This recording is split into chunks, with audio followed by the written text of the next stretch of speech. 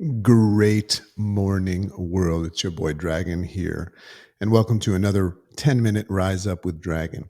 As a reminder, it is the goal of this podcast to remove the blindfolds of your mind so that you can gain access to higher levels of consciousness and tap into your true great potential. We do this with our podcast weekly blog called The Dragon's Lair, One from the Vault, and our upcoming online courses and books. Welcome to another edition of Rise Up with Dragon.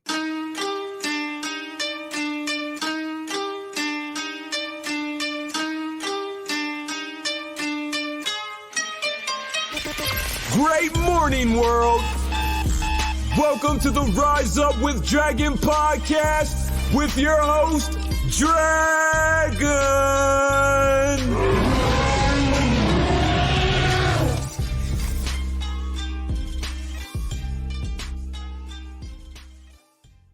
Absolutely love watching my intro video because it shows me when I had my Freddie Mercury mustache. Anybody catch that? Anyway, this is a 10-minute Rise Up, and today's episode is called Refuge, the Refuge. As a reminder, this new form structure that we're using where we're only doing 10 minutes.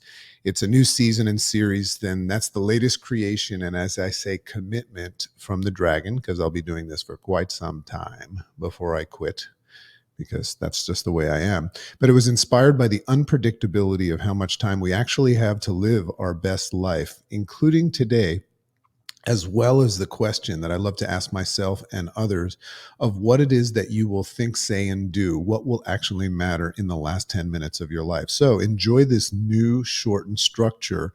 All of these episodes are dropping in the podcast. It's season 3, and it's called 10-Minute Rise Up to a Great Day. Enjoy this new structure that we still call Rise Up with Dragon, but it's just in a more urgent state so that you can start learning how to enjoy every 10 minutes of your life. As a reminder, this episode and the Rise Up with Dragon show is sponsored by Karma Mind.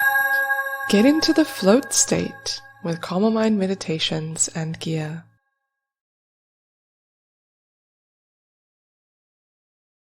And that is an amazing meditation podcast and gear that helps you get into the float state. I love that idea. Very unique and something that is created by my wife, and I am in full support of her and in gratitude for everything that she does for me. So just as a quick reminder for those of you that have been paying attention, myself and my new partner in another project, Mark Savant, he's an amazing, amazing guy, and I just love and appreciate him because he's got the same perseverance, grit, and consistency in following through. We are just so fascinated, in this style of Dragon with what's going on with cryptocurrency and NFTs, but we recognize that there is no method or channel of learning in a simple way. It's very, very complicated. And a lot of people are backing off of it. 95% of people are looking at it happen, and it's exploding at a time that we need something. So we created an amazing podcast called NFTs Made Simple. Just go to nftsmadesimple.com, www.nftsmadesimple.com, and you can get our free cheat sheet. But go to iTunes and please leave us a rating and review. We're looking to make this a new and noteworthy pick on the podcast list. And if you don't have an iPhone, you can find us on Spotify and things like that. So here we go. Here we go with the Refuge. But I had a couple of what I call dragon thoughts just quickly. So let me get these out. So this morning, in assessing and feeling the importance and urgency, and also acknowledging all the crazy stuff that we know is going on with war and propaganda and all this stuff, and I'm seeing all these people just like posting all over the social media channels of just like what assumes to be them trying to be right and just hoping that everybody believes in them. I wrote this.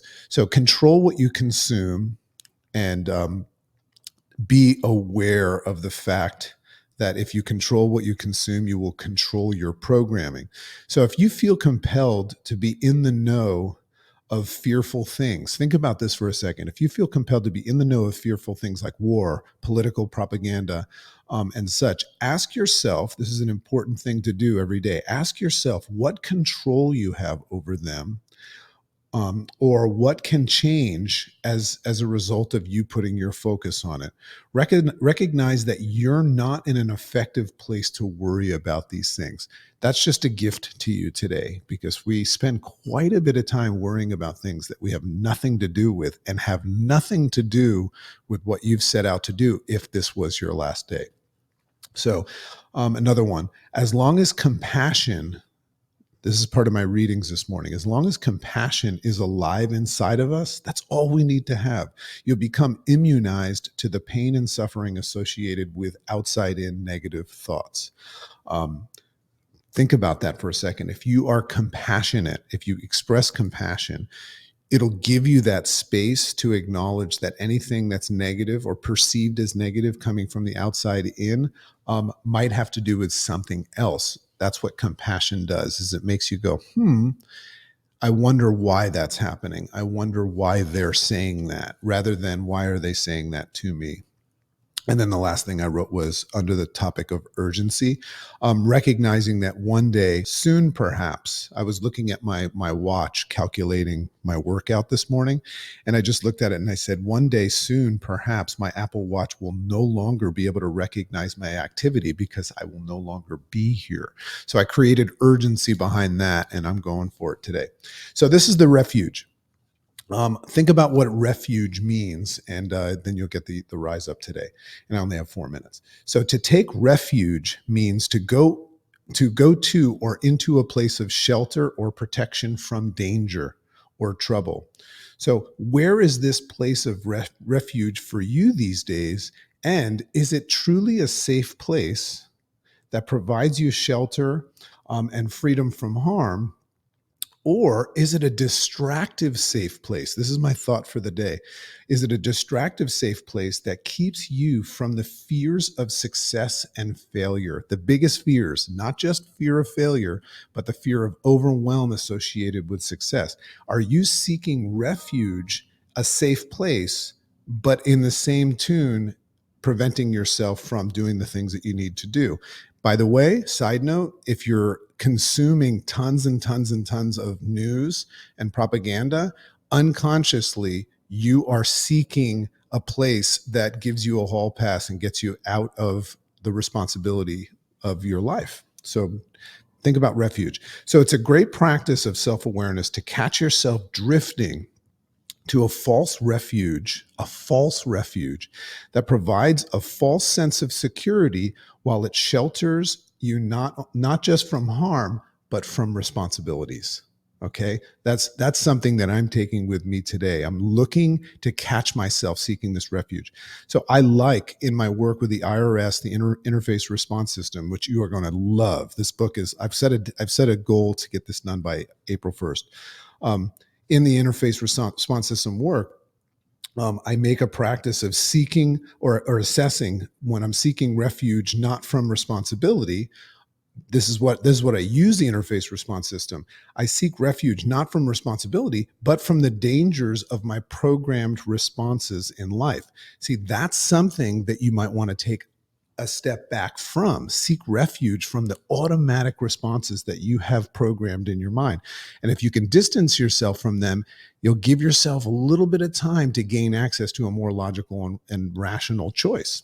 That's the whole concept. So practicing the interface response system is going to give you the ability to practice seeking refuge in the space between the stimulus, the thing that happens, the happening, and your response, where you can gain access to a more logical, rational, and supportive goal and dream supportive response that promotes growth, and you're staying on track towards your desired state.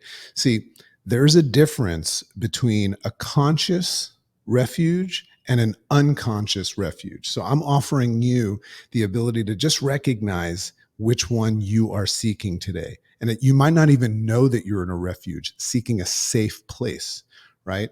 My favorite quote, If you continue to lick the lollipop of mediocrity, you'll suck forever. Are you hiding in a sucky place right now where you're hiding from your responsibilities? That's an unconscious refuge, a false refuge as well, because it's not safe. It's not safe to run away from responsibility. In my rise up called the Concept Cave, and you can look back into one of the seasons, I reference a place that we retreat to where we are protected by our concepts.